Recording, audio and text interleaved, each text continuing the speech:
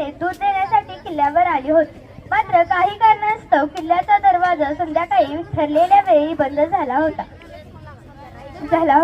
त्यावेळी किल्ल्याची सुरक्षा अतिशय कडक होती. दरवाजा एकदा बंद झाला की तो दुसऱ्या दिवशीच उघडला जात असे. पण आईच्या मनाची तगमग तिला स्वस्थ बसू देत नव्हती. हिरकणीचं छोटं बाळ घरात एकटंच होतं. तिने रायगडावरून खाली उतरण्याचा निर्णय घेतला. उतार अतिशय खडतर व जीव घेणा होता.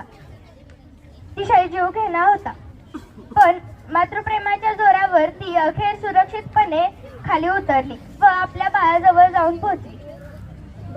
जेव्हा महाराजांना या घटनेची माहिती मिळाली तेव्हा महाराजांनी तिच्या धाडसाचे कौतुक केले व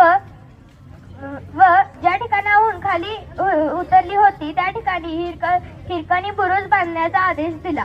जय भवानी, जय शिवाजी.